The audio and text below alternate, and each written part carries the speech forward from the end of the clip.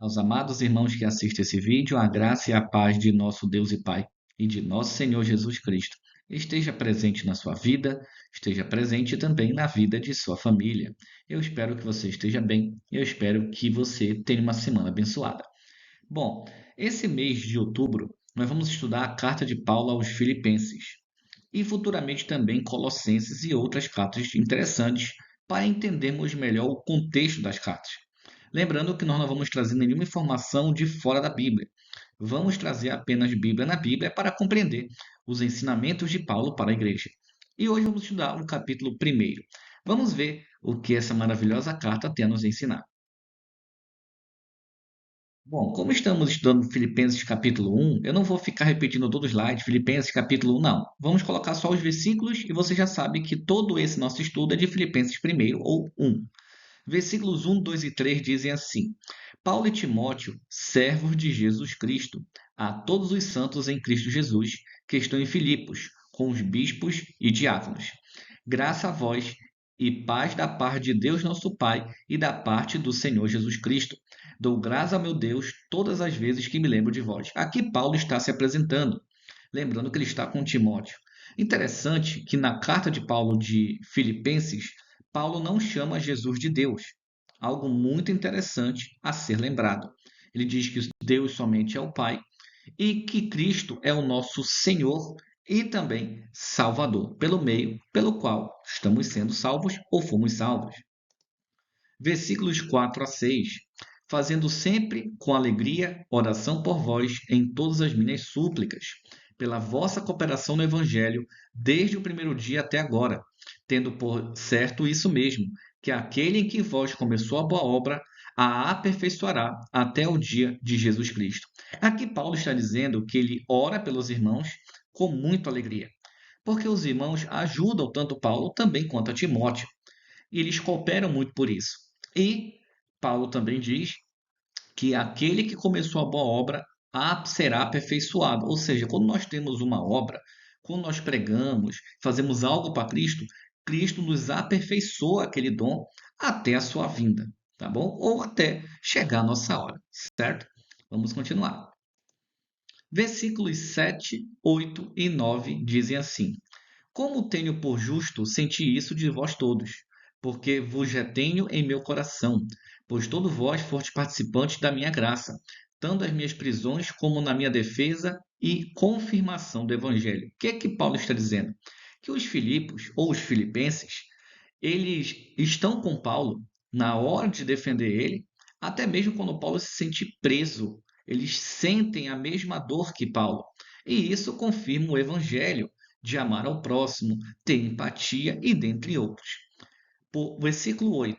Porque Deus me testemunha das saudades que de vós tenho, em entranhável afeição de Jesus Cristo. Paulo ele escreve uma palavra muito bonita. Paulo sente saudade deles, porque Paulo já faz um certo tempo que não vê. Versículo 9. E peço isto, que o vosso amor cresça mais e mais em ciência e em todo conhecimento. Então a preocupação de Paulo é que a igreja de Filipe tivesse o amor. Mas esse amor, não podemos esquecer que ele é tanto para com Deus, tanto para com o próximo.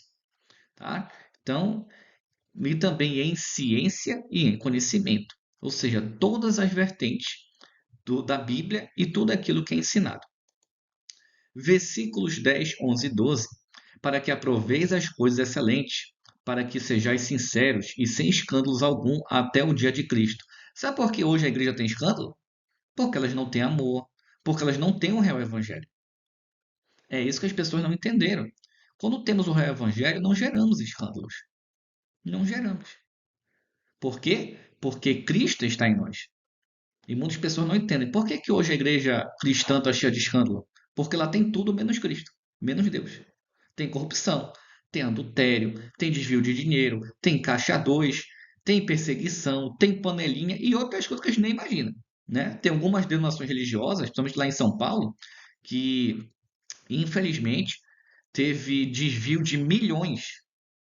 Milhões. Aí a denominação tenta abafar, mas não consegue, né? Por quê? Porque não tem Cristo. Versículo 11.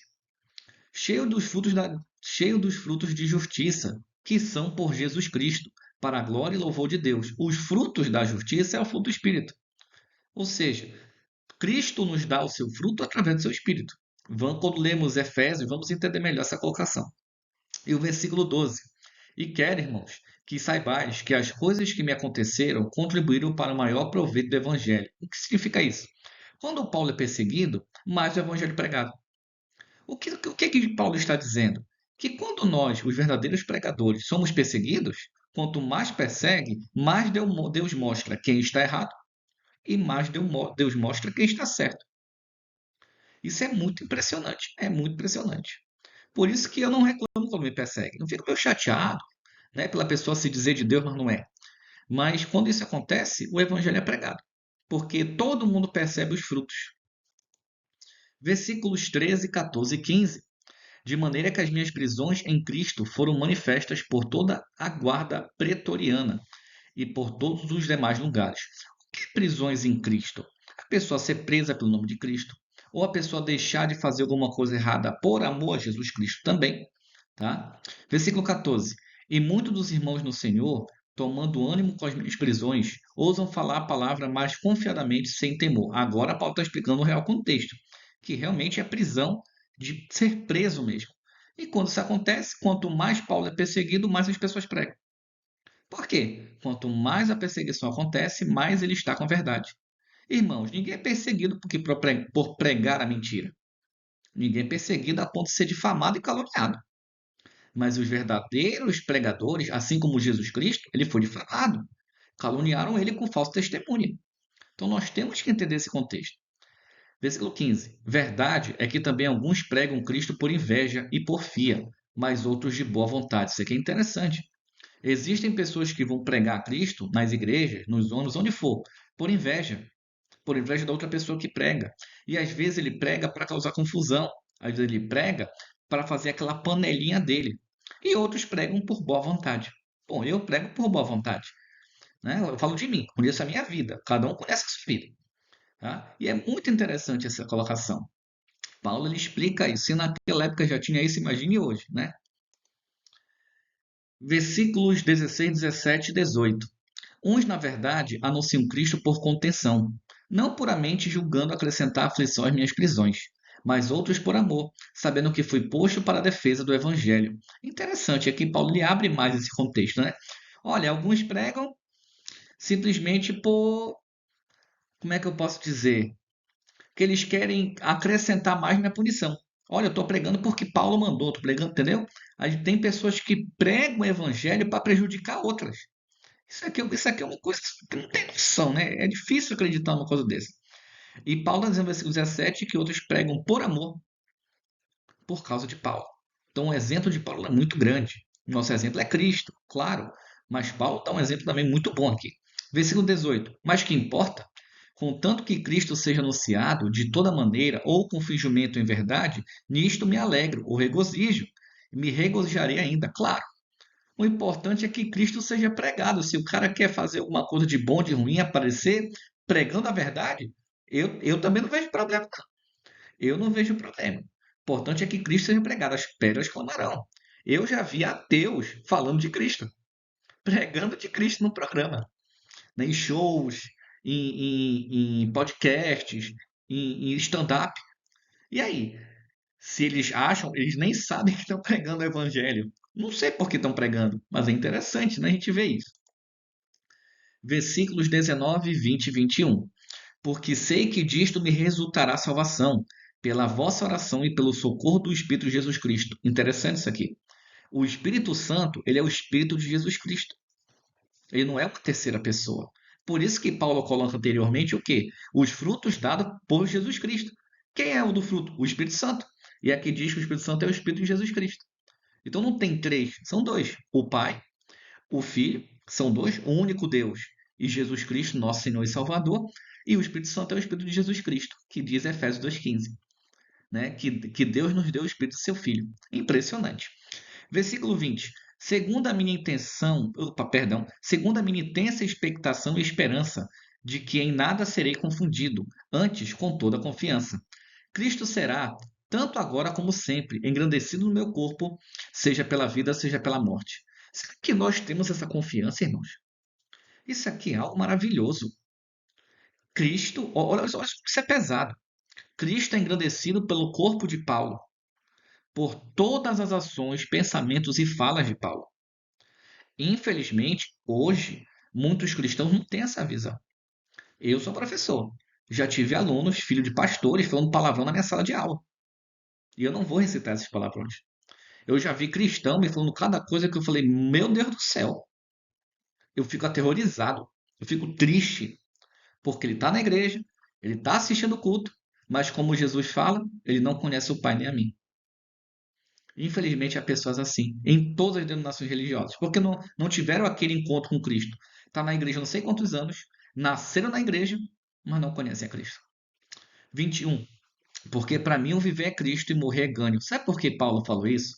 Paulo passava por tanto problema, tanta dificuldade. Era prisão, difamação, calúnia, atentada contra a vida dele. Então, para ele, morrer era lucro. Por quê? Porque ele estava salvo. Paulo aqui ele não queria se matar, tirar sua própria vida. Paulo estava dizendo que ele vive por Cristo. O que faz ele viver, a motivação de viver é Jesus Cristo. Se ele morrer, ele não tem problema, ele já está salvo. Paulo tinha certeza da salvação. E hoje, muitos cristãos não têm certeza da salvação. Por quê? Porque não tem a real doutrina, não tem a real fé, o seu corpo não demonstra conhecer Jesus Cristo. Infelizmente. Infelizmente. Versículo 22, 23, 24. Mas, se o viver na carne me der fruto da minha obra, não sei então o que devo escolher. Mas de ambos os lados estou em aperto, tendo desejo de partir e estar com Cristo, porque isto é ainda muito melhor. Mas julgo mais necessário, por amor de vós, ficar na carne. Isso aqui é interessante. Agora, Paulo, nesse contexto aqui, ele está explicando: eu não sei o que eu faço. Eu não sei. Se eu vivo aqui nesse mundo dando fruto das minhas ações ou partir. No versículo anterior, Paulo não disse que queria morrer. Agora ele está explicando uma coisa mais detalhada. Né? Mas de ambos eu estou pensativo, está me doendo. Tenho desejo de partir e estar com Cristo. Ou seja, tenho desejo de morrer e estar com Cristo. Ou ficar. É muito interessante como Paulo explica o contexto, uma frase, e depois ele mostra o real motivo. É muito interessante disso. Né? No 24 diz assim: mas julgo mais necessário, por amor de vós, ficar na carne. Quem está dizendo? Por amor de vocês é melhor ficar vivo. Para ajudar, para conciliar. As pessoas já passaram por isso, irmãos. Você passa por uma situação, por algo, você fala assim: não dá mais, eu não quero, o Senhor me leva. Quantos cristãos já pediram para Deus levar ele? Levar ela. Aí você percebe: não, mas a minha família está aqui, os meus amigos estão aqui que eu estou pregando, o meu cargo na igreja para pregação do evangelho, eu preciso estar aqui. Quantas vezes, irmãos? É interessante como a gente começa a ler a Bíblia, texto por texto, e começa a se colocar no lugar de Paulo e falar: cara, eu já vivi isso aqui. Irmãos, é muito interessante. Versículo 25, 26 e 27. E, tendo esta confiança, sei que ficarei, e permanecerei com todos vós para proveito vosso e gozo da fé, para que a vossa glória cresça em mim, cresça por mim em Jesus Cristo, pela minha nova ida a vós. Somente deveis portar-vos dignamente conforme o Evangelho de Cristo, para que, quer vá e vós seja, quer esteja ausente, ouça acerca de vós que estáis no mesmo espírito, combatendo juntamente com o mesmo ânimo pela fé do Evangelho. Então aqui Paulo está dizendo que ele vai aos Filipos, né, e ficará feliz em vê-los. Aqui também está dizendo que isso é para a glória de Cristo. E algo interessante, no versículo 27, que esteja no mesmo espírito. O que significa isso? Esteja no mesmo espírito, pelo mesmo contexto bíblico aqui, é que nós temos a mesma missão, o mesmo pensamento. Eu tenho o mesmo espírito de Paulo, vamos pregar o evangelho. É nesse contexto, tá bom? E aqui nesse contexto é combater justamente com ânimo a fé. Ou seja, vencer as lutas, as perseguições, as dificuldades. Nós temos que ter esse mesmo espírito, irmãos. Jesus não disse que a nossa vida seria fácil. Pelo contrário, ele disse que no mundo tereis aflições, mas tem de bom ânimo porque eu venci o mundo. João 16, 33. Não é interessante? Agora, para encerrarmos, versículo 28, 29 e 30. E em nada vos espanteis dos que resistem, o que para eles, na verdade, é indício da perdição, mas para vós de salvação, e isto é de Deus. O que significa isso? Nós pregamos a palavra, nós ensinamos a palavra, e tem pessoas que resistem à Bíblia. Tem pessoas que resistem ao Evangelho. E isso não é para a gente ficar triste. Decisão delas. Pode ser um parente, pode ser um amigo, alguém próximo. Para eles, é indício de perdição. Para nós, é salvação. Porque a vós vos foi concedido em relação a Cristo não somente crer nele, mas também padecer por ele. Isso é interessante. Os cristãos hoje não querem padecer. A maioria das igrejas fala só de vitória, de promessa, de dinheiro, de iate, de casa, de não sei o quê, mas perseguição por Cristo tem que passar. Eu conheço pessoas que frequentam denominações religiosas que lá pregam mentira, lá pregam engano, lá pregam coisas contrárias à Bíblia e não querem padecer. Não, eu não quero porque eu vou ser perseguido, porque isso é um absurdo, eu não quero. Uma pessoa é cristã e não quer padecer. Que tipo de crente é esse? As pessoas não conseguem entender isso. Os covardes não herdarão o reino dos céus. Apocalipse deixa bem claro. Tendo o mesmo combate que já em mim tendes visto, e agora o vis está em mim. Que possamos ter o mesmo combate de Paulo, abrir mão das nossas más ações, abrir mão dos nossos desejos por Cristo, né? Meus irmãos, que Deus abençoe. No próximo domingo, capítulo 2 de Filipenses. Até o nosso próximo encontro. Um ósculo santo a todos.